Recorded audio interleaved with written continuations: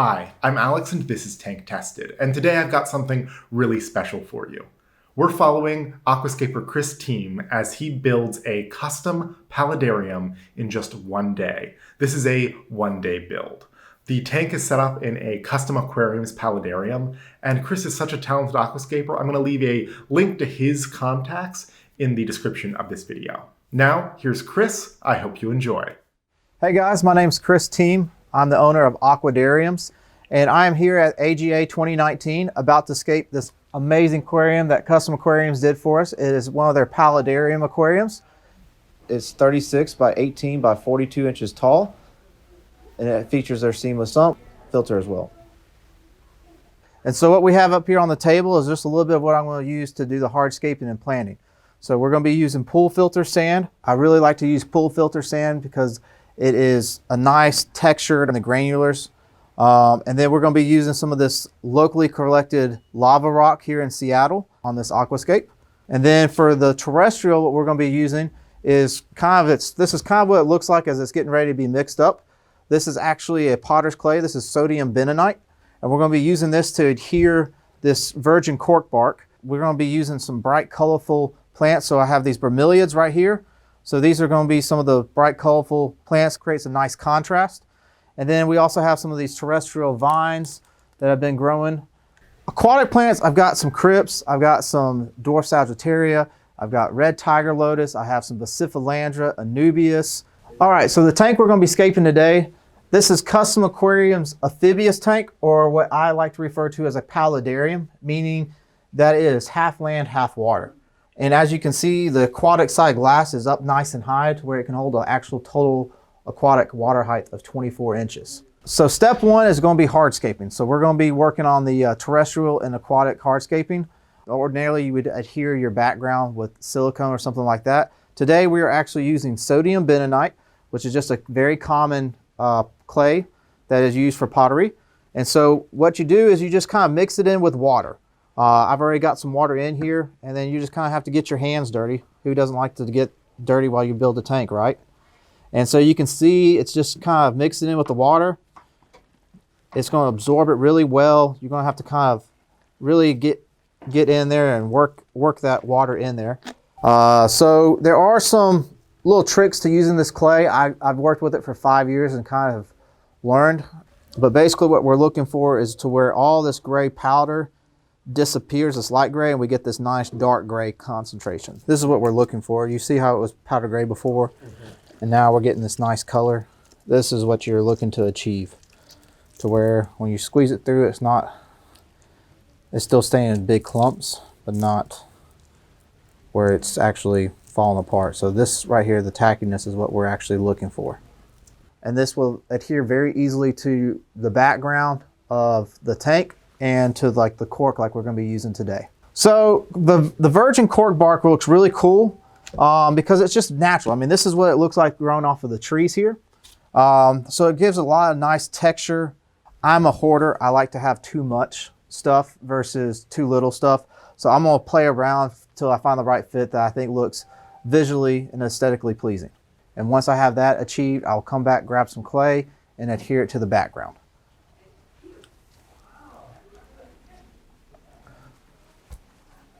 So key to when you're scaping a paludarium is all about texture and depth and dimensions. And so this makes a great background to achieve that look.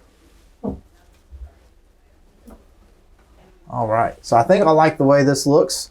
So I'm gonna set this down here at the bottom of the aquarium, and then we're gonna grab some clay and adhere it. So I'm gonna go ahead and just cut corners and bring this right over here closer to where I can work.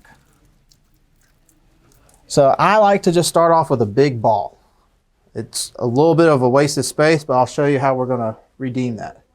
And so the easiest way is you just take out your big ball and you look at where the contact points are on this cork, and we're gonna put the clay there. That way when I press it up against the background, it's gonna adhere to those spots. So as you can see, I am just strictly forming the clay onto these contact points where it hits the aquarium. And here in just a second, you're going to see just how well this will work. At least we hope so. So I've actually used clay where it will hold up Malaysian driftwood into the background of your tank. It all just depends on how thick and the amount of clay applied to around the edges. Now, if you already look, see, this is why I like to adhere the clay directly, because you can see where I was trying to show you the depth, how well this clay quickly murks up, and it's not the easiest to clean. It takes literally 5 or 6 times with a razor blade and vinegar water ever get it to look like the glass was before.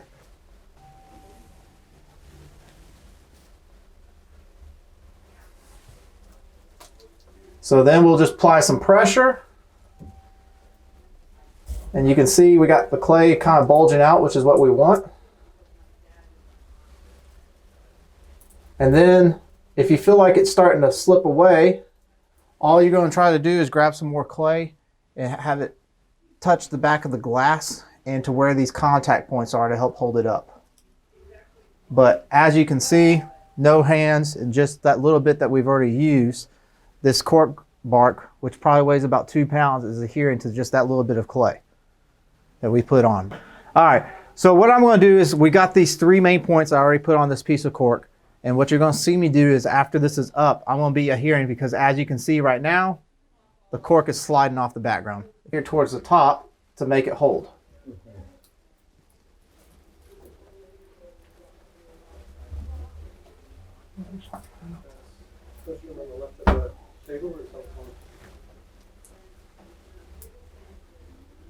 And so it's just a matter of finding where you like the layout and where it hits glass for you to adhere more clay to. And it's okay if you've got some clay visible like this, because what will happen is we'll have some plants hide that.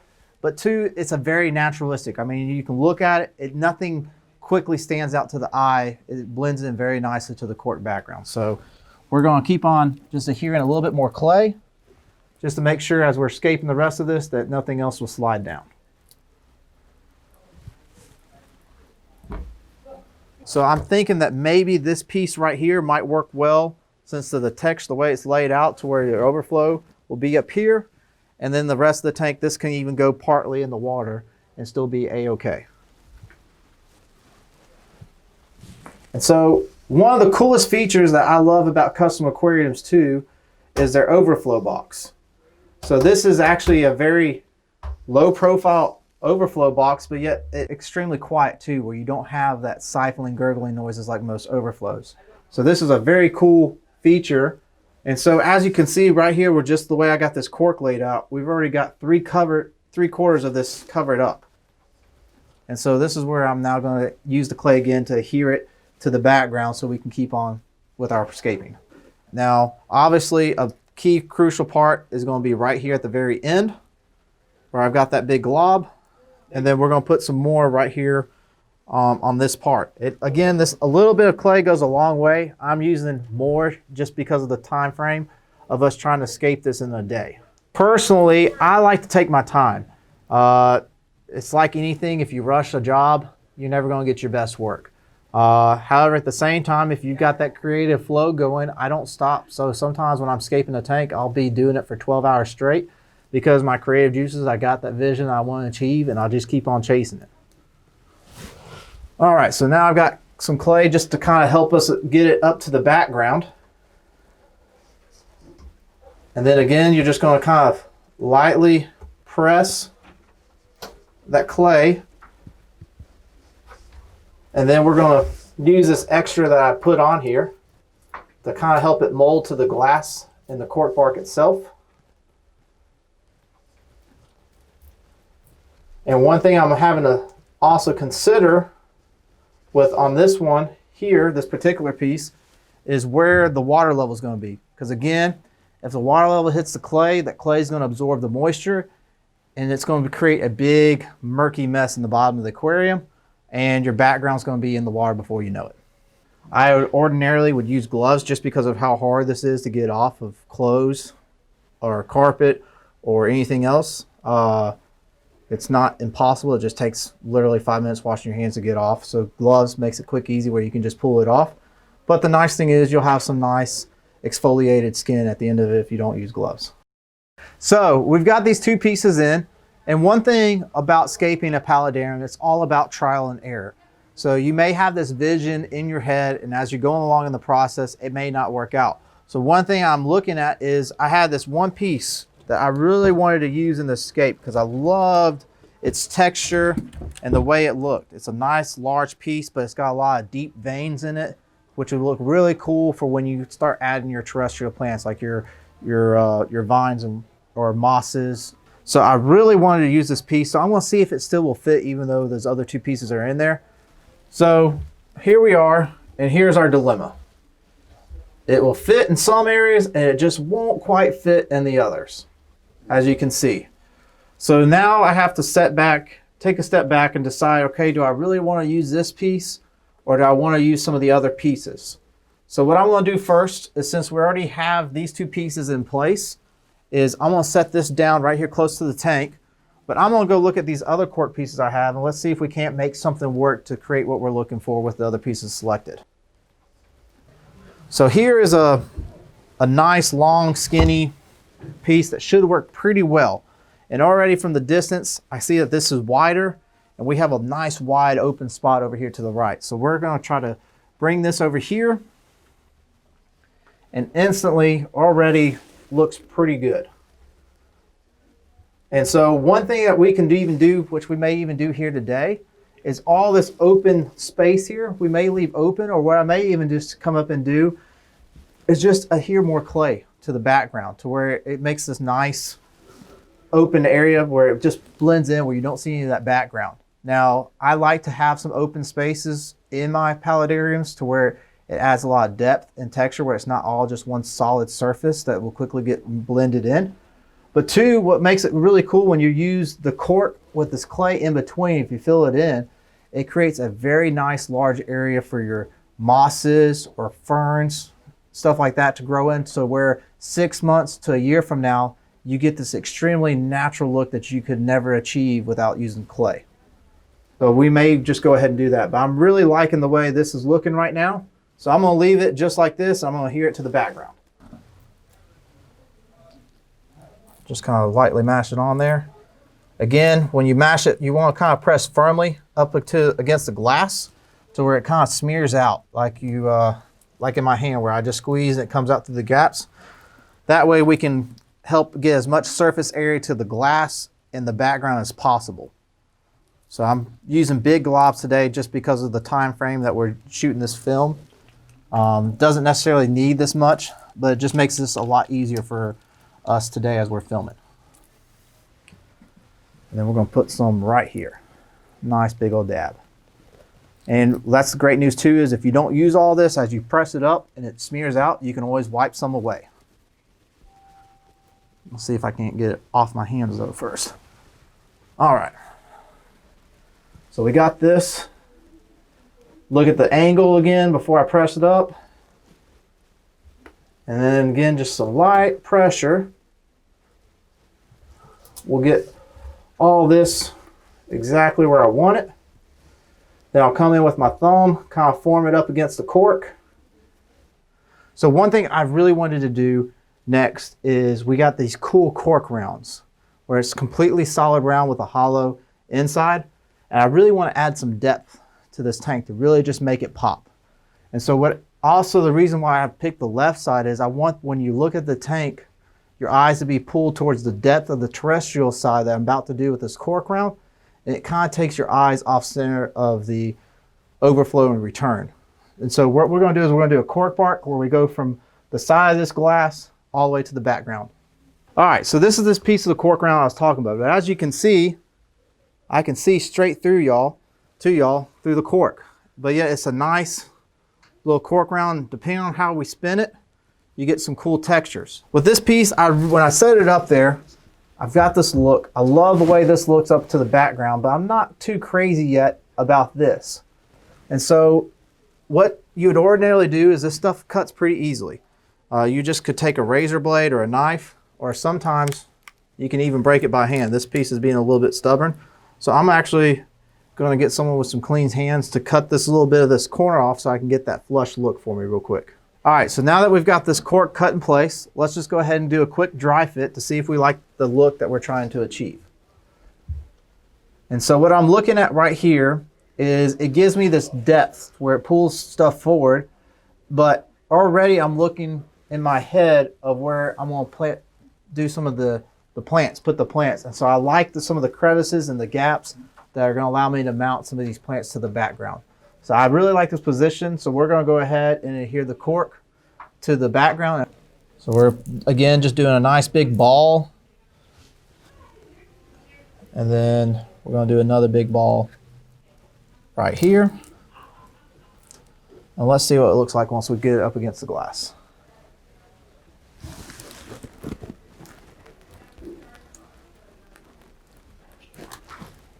And so another cool thing is with this clay on these cork rounds is you can actually create a nice little substrated area to where you could actually even plant a terrestrial plant in these hollows, which is one thing I'm actually thinking about doing.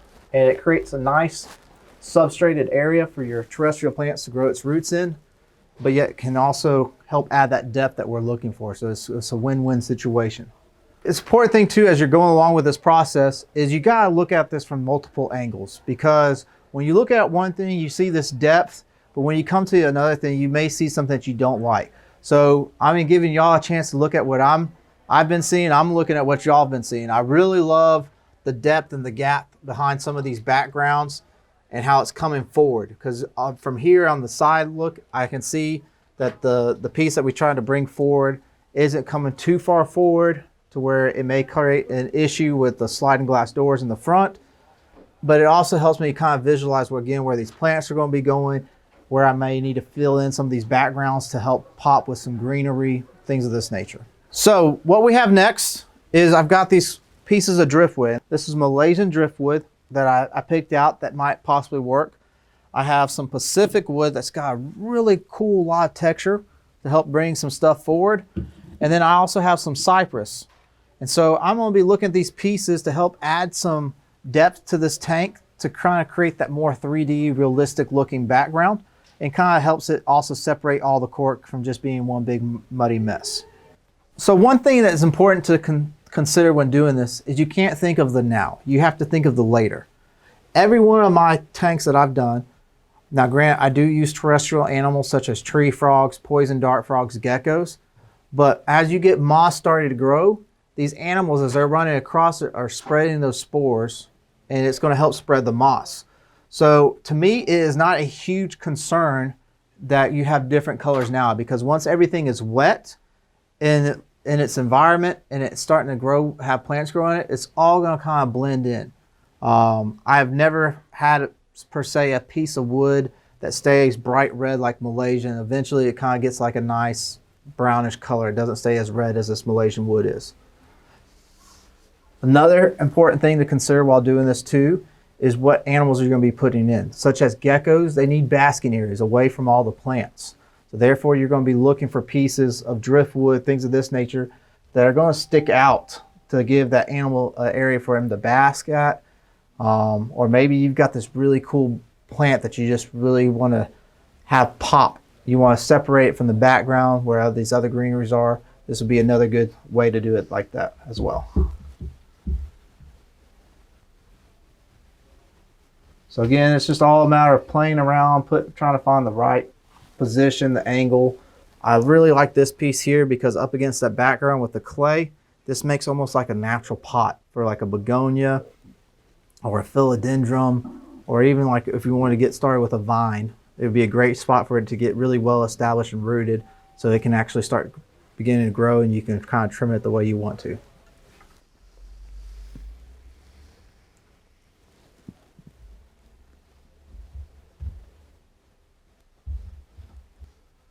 And so this is where just trying to play with it. I really like the way it's looking in that one spot. I'm just trying out a couple of different things. Okay, I really liked it like this. So we're going to go ahead and spin it around.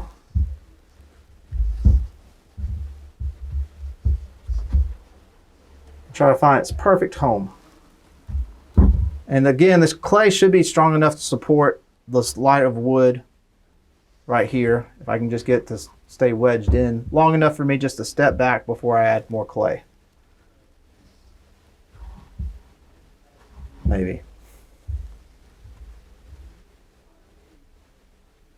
Nothing is permanently in place. So if I don't like something, I can easily remove it, take it off as far as the cork that we've adhered, and replace it with driftwood too, which works out great. Cool. So again, looking at this, I'm not sold on it yet.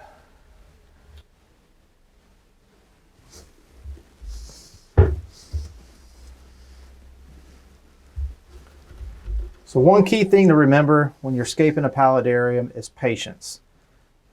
A lot of times you find this perfect piece and you got it just quite right, but it just doesn't look once you get it actually on paper per se. And so again, like this piece, I really like the way it's looking. I like the way this piece is coming. It's just a matter of just finding the right spot, the right angle. So sometimes you just literally have to try it in 15 different spots, spin it 20 different ways. But once you finally achieve what you're looking for, it looks great.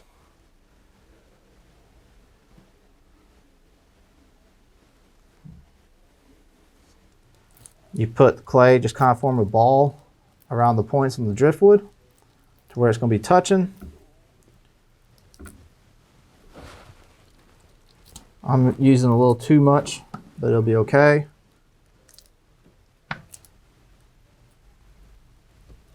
Great news is too, with all this clay, once you get moss, tropical mosses, things like this that you introduce, like I love to use willow moss, flame moss in the terrariums. Or if you really get into paludariums or terrestrial plants, there's a lot of cool terrestrial mosses from Ecuador that are out there in the hobby. But this will be great surface area for them to grow and kind of help get that attached to your wood. So boom, we are in place. And then again, all it is just taking your thumb, helping get as much contact to the glass and the driftwood as you can to achieve this look that we're trying to go for. So with it being driftwood, it's going to be a little bit heavier. You may have to come back like this. It's starting to fall away. So what I'll do is hold this up in place and go grab some more clay to attach to this one piece. So cool. I actually like that a lot. So I'm going to keep on playing with some of this other driftwood to kind of achieve these desired effects. Maybe it'll be too much, maybe it won't be. You'll never really know until you experiment.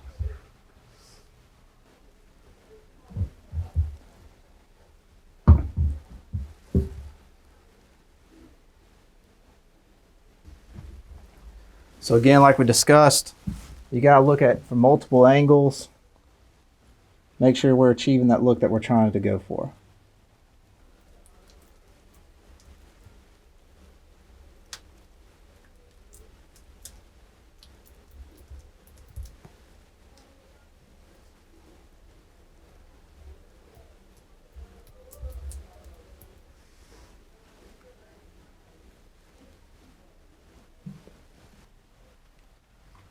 All right, while we were offset, I went ahead and finished doing the hardscaping for the terrestrial side. So the next crucial thing when building a paludarium is going to be doing your aquatic hardscaping. And first things first is substrate. And so over here, we are going to be using that pool filter sand like I showed earlier. But I went ahead and kind of eliminated this process first because one thing with pool filter sand is it can create a very cloudy water. So I went ahead and pre-rinsed it several times to try to help out on this murkiness once we put it in the aquarium. So we're going to go ahead and add it to the aquarium next.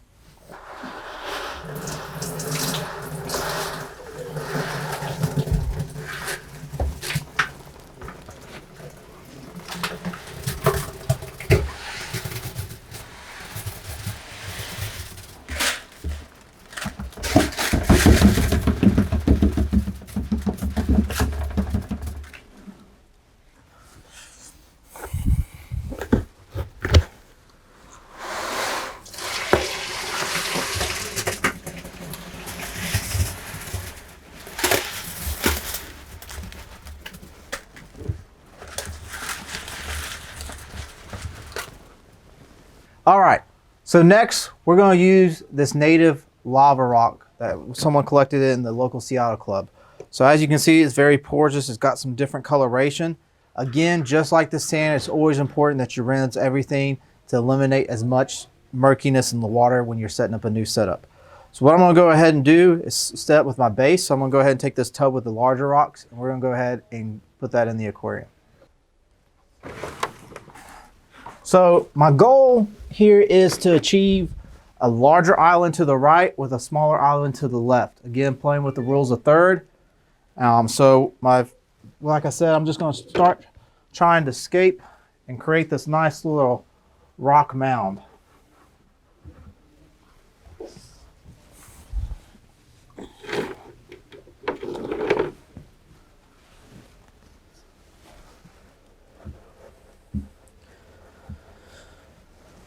Now, as I go along with this, I would like to try to incorporate some driftwood to even help it look more naturalistic. But for right now, I'm just going to show y'all how I'm building up the mound.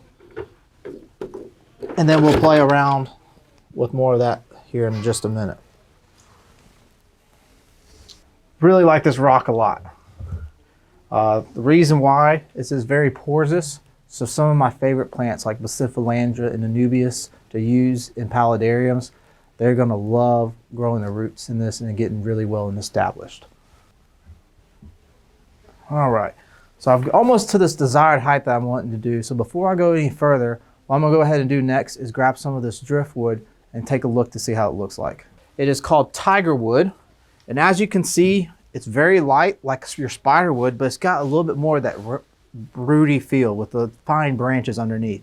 And so what I'm going to do is try to incorporate this into this rock mound where it looks like the roots are growing in with the rocks as best as possible. Again, if I had more time, it would be easier to make it look really more naturalistic. We're on a time limit, so I'm going to do the best I can for the escape for the weekend. So I'm going to try to connect it into the upper as much as I can.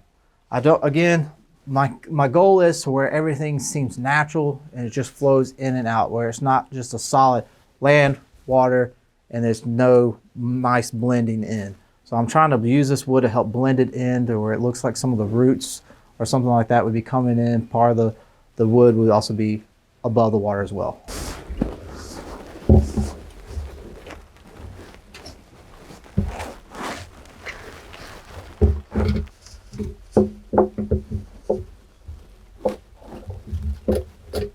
So again, putting some of these rocks on top of the wood kind of helps create that feel that the roots are actually coming through it. So this is just a simple, easy way to make this artificial look like the roots have pushed through these rocks.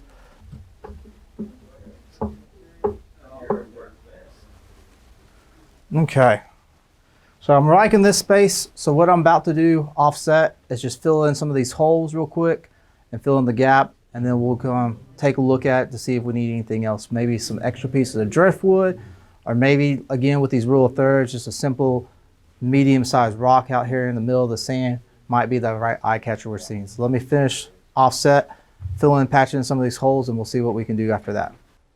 So now we're done doing the aquatic hardscaping. So next is my favorite part where we're going to begin planting. So as you can see, we try to break up some of the visual walls, make it look a little bit more natural, like where the stones would naturally fall. It's not going to be a perfectly straight line.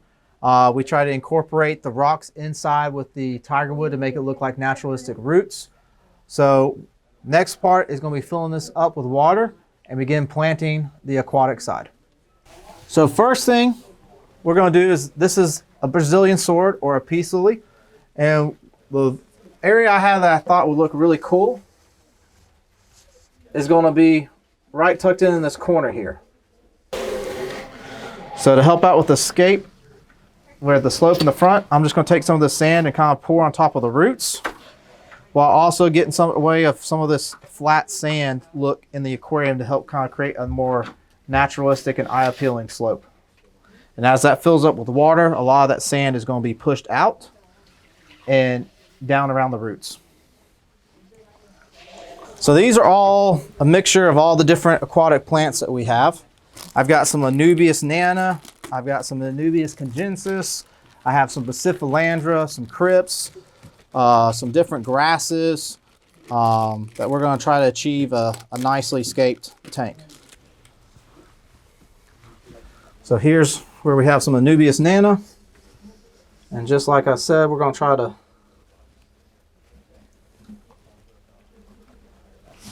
tuck it in some of these crevices where it just looks like it's growing out of the rocks.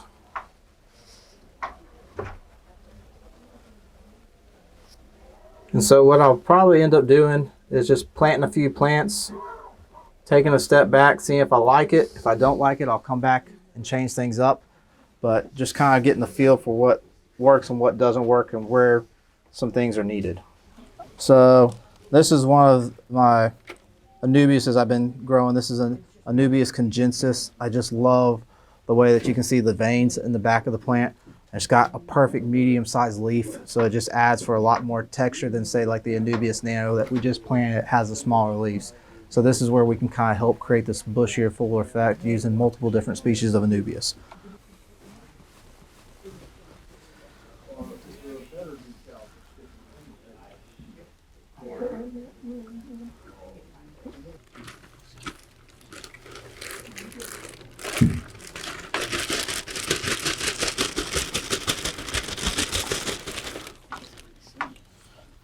So here's some Nana Petite. Again, this is a different Anubias you can see by looking at compared to the Anubias Nana. This is some stuff that I've been growing for my own personal collection. Very, very small leaves. This is about as mature as the leaves will get on this. So again, creating these little crevices where it looks like a new plant's necessarily growing, even though it's not a new plant. But to achieve that naturalistic look, a lot of different species have a lot of different textures for a reason.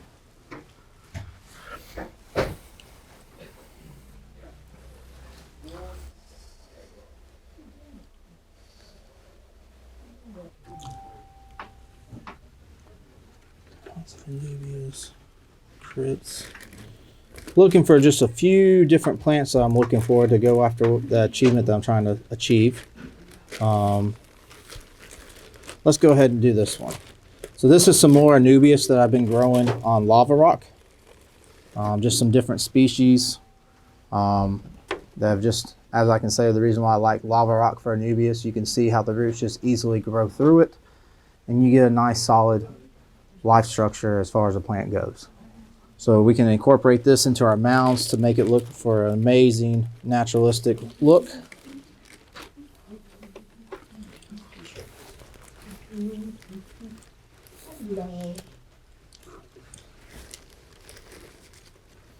So in this case here, we are trying to achieve a fuller look because obviously we don't have the time to let this thing grow in. So I am going to do nice tight clusters to kind of make it look like a larger, more mature plant for this scape. Nothing wrong if you do it at home either. It's just going to be, you're going to have a harder time achieving your look as far as what you're trying to do with some of your plants. They may be fighting for competition because of how tightly grown in they are. Because again, looking at these roots, you can see how the Anubias is just growing through them like Swiss cheese. So using these, we can kind of build on to our scape using some different size stones to really get that full look that we're going for.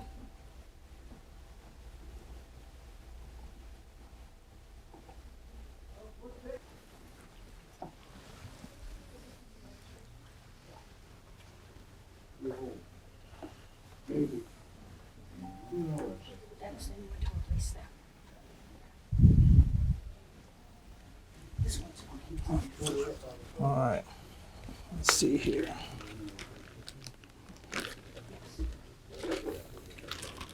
So the next thing I'm going to try to achieve is the Bucephalandra growing on the roots that I was wanting to do before I get too far more advanced into the planting. And so these are some of the mats that I've been raising. This is all one solid Bucephalandra mat that has been farm raised here from possibly a wild collected source, not really sure. I bought it from a larger aquatic nurseries in Florida. But anyways, we can see we got nice rhizomes coming all over the place off of this particular kind of Bucephalandra. Same thing with this species here, with some of them getting ready to even bloom. One thing that is very important is that we do not over collect the wild source till we force it to a plant that becomes critically endangered, or possibly we wipe it out just due to a poor management of the plant. And so a lot of hobbyists are trying to get away from wild collected plants into growing more tissue cultured or farm raised here in the U.S. That way we limit the stress on these plants in the wild.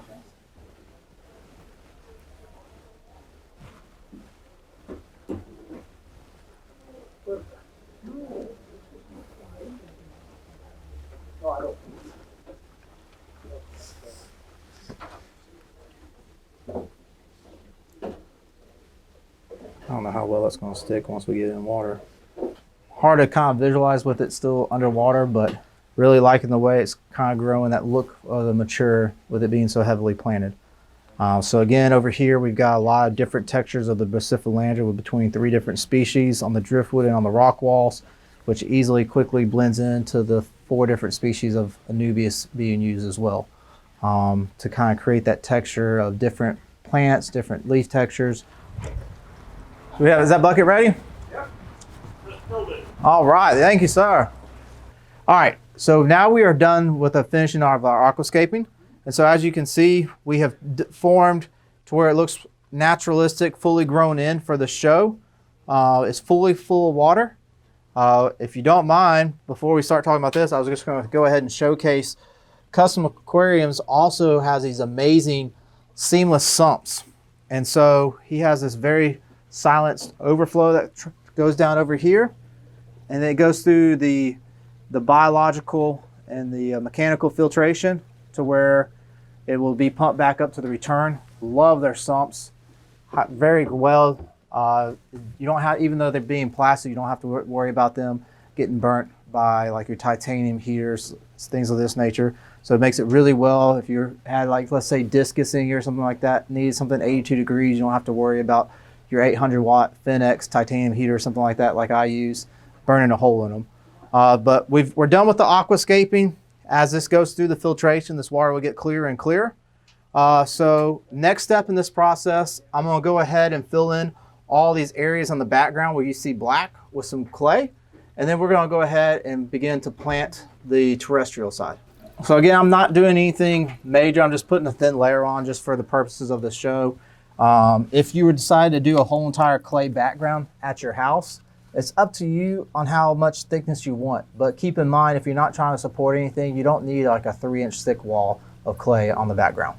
I like to say around 1/2 inch to 1 inch. If you're just trying to put some vines in there, things of this nature. I mean, if you think about your pothos, your markgravias, your philodendrons, things of this, the plants like those, monsteras, these are your vining plants. You just want enough to where the roots can grow into it, but not enough to where it's just waste.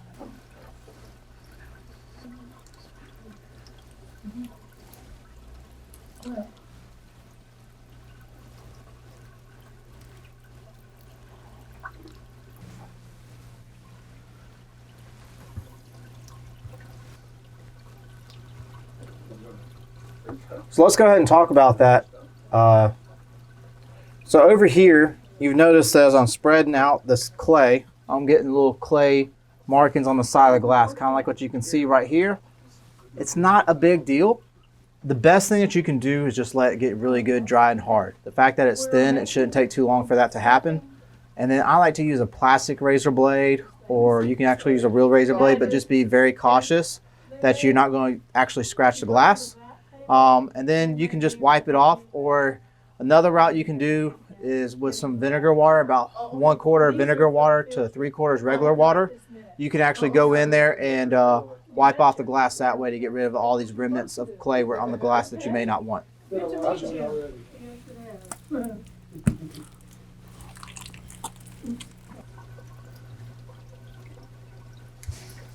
All right, so now I'm done with the clay on the background, and next is going to be planting this terrestrially. So I'm going to start with the bromeliads because they're a little bit of a bigger plant, but they have a lot of coloration and patterns in them that make them very unique.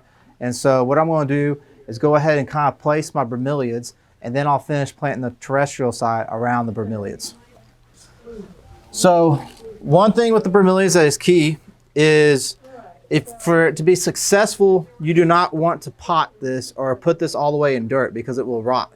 And so, for instance, a lot of our characteristics, like you'll remember within the driftwood, they create these perfect little cubby holes for our plants just to sit up in. So bromeliads are commonly found in South America, growing up in the canopies of the trees. These are kind of like some of our, say, crypts, things of this nature, that have been hybridized and crossed to create unique patterns, things of this nature. So these are not necessarily something that you would actually find in the wild. However, they are a representation of what you would. So all I'm doing is trying to find nice little cubby holes where we can make accents for these plants to really pop.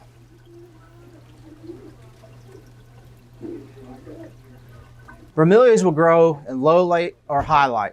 However, if you like to retain like the reds, like you're seeing right here in the Neo Madrid, it is crucial that you have a high light, whether it be a high output T5 or a stronger LED. That is what's going to help you keep these reds. If you just do it over a simple T8 light fixture or somewhere around that nature, it's going to quickly lose its color. Gotcha.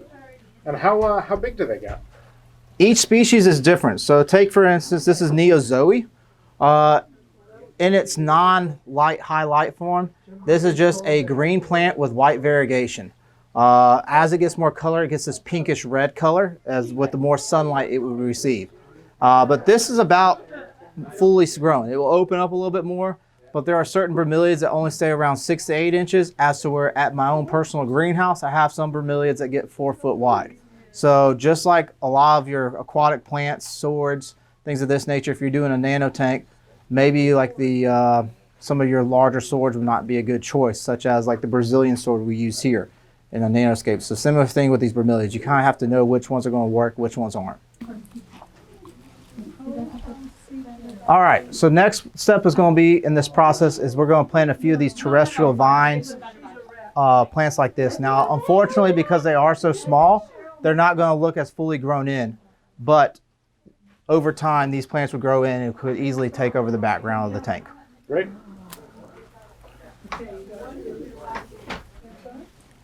So this is a Monstera vine. You can see it was just rooted in sphagnum moss to get kind of established. But then as we put them in, this is what works so cool for these vines, is literally you can just press this into the clay, and these roots that you see right here are going to easily grow into the clay and also attach into the cork bark. Now, say right here on this cork bark, you didn't have something like clay or something to root in.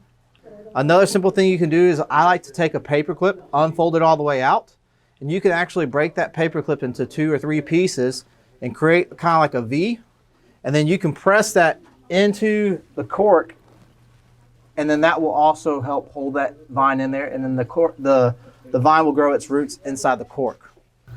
Again, one thing, the way the vines work with terrestrial vines, think of it like your aquatic stems. So as this vine grows and I want to cut it because it's getting too tall or going the wrong place, I cut it and then it takes off into a Y.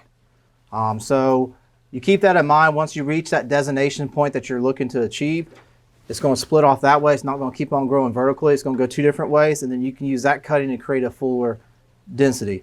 Some people like to having multiple different kinds of vines in the background. Me personally, I like to have 2 or 3 vines and just kind of let them have their own corners, and not have, or just have one kind of taken over the background. But it takes a long time for that to achieve.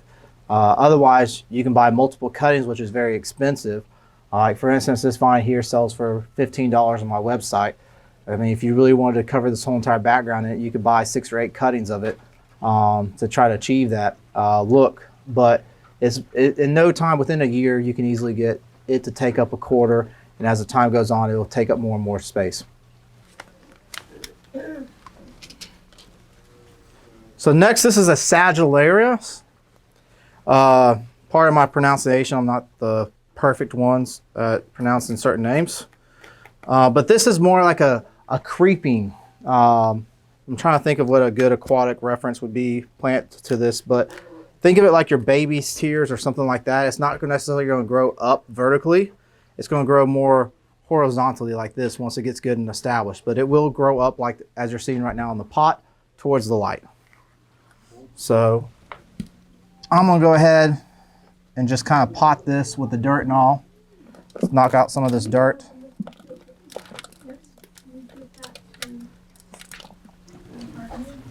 And then all we have to do is I can easily just tuck it back here behind this and allow that to grow, and that will grow just fine, just like as you're seeing right there.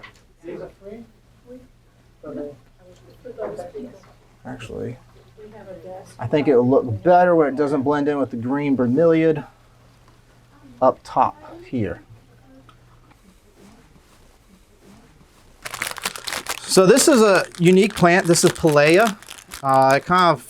Some people call them like the, I'm trying to think of the nickname for this plant off the top of my head. But Palea species kind of grow like little lily pads, or nymphoides is what I like to call them, because they grow just like that. They just kind of grow up with small round leaves. They come in different colors. This one right here is just a green one. Nothing too spectacular about it.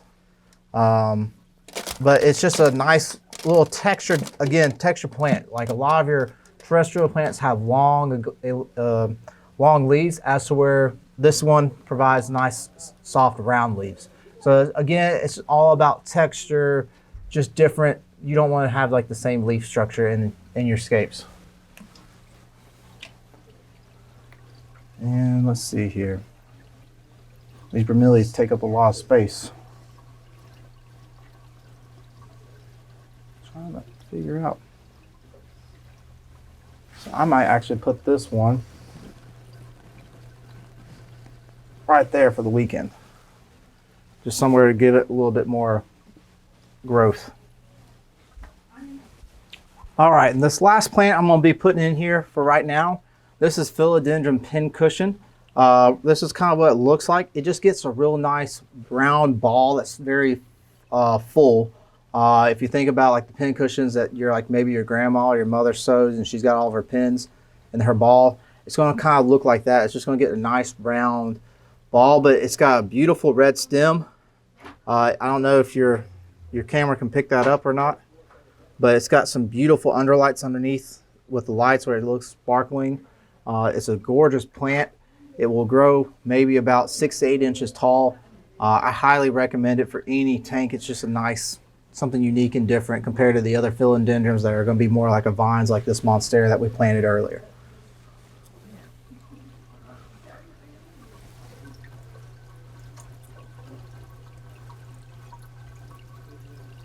And so ordinarily, you give this tank six months from now, and it would look completely different. It is amazing. Like you feel like your tank never is growing, and then one day you just look at your tank and all of a sudden it's like it grew overnight.